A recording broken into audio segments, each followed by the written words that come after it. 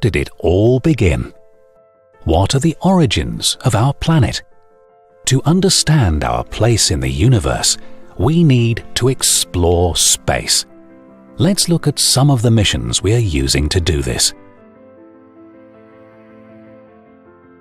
ESA's Planck satellite has mapped the cosmic microwave background, a picture of the universe just after its birth 13.8 billion years ago.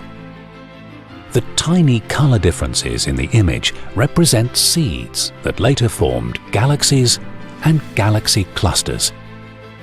Thanks to Planck, we've confirmed that our universe today is dominated by dark energy. There's also a good share of dark matter. Only 4.8% is ordinary matter, out of which the stars, the planets, and we humans are made.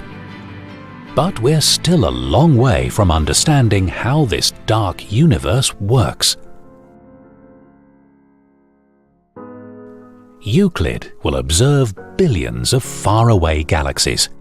It will reveal how dark matter acts as scaffolding around which galaxies are built, and how dark energy accelerates the expansion of the universe. We happen to live on a planet orbiting a pretty ordinary star in a pretty ordinary galaxy. But how exactly is our galaxy, the Milky Way, laid out? Gaia will tell us. ESA's Gaia Space Telescope is cataloguing more than 1 billion stars to create the most precise map of the Milky Way, showing us not just the positions of the stars in it, but importantly, their motions through it. From this, we can understand how it was put together. But where did the stars and planets come from? This is one of the key questions examined by Herschel. Carrying the largest telescope ever flown in space and observing at far infrared and sub-millimeter wavelengths, ESA's Herschel mission observed the cool universe. It surveyed vast star-forming complexes containing thousands of new suns. Coming back to our own solar system, a trail of water will guide ESA's JUICE spacecraft to Jupiter and its icy moons.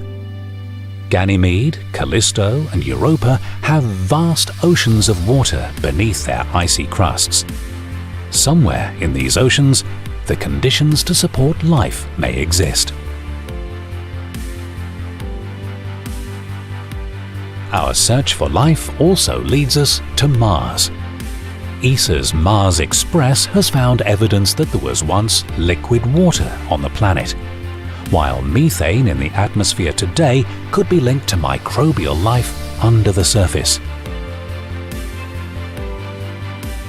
ESA's ExoMars program is now underway to continue the hunt.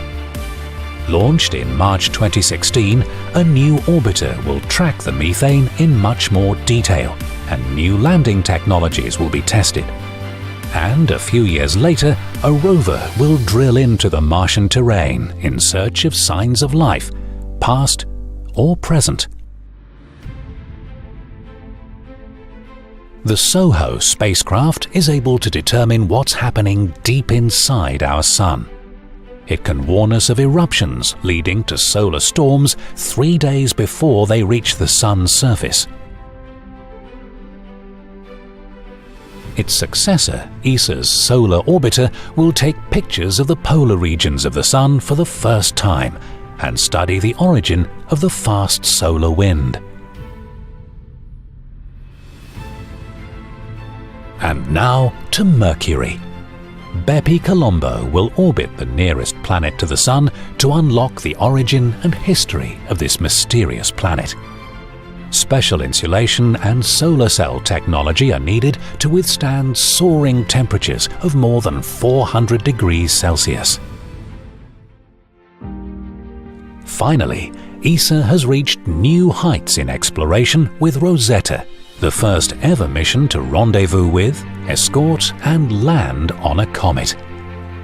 Comets are icy time capsules containing almost unaltered matter left over from the birth of our solar system.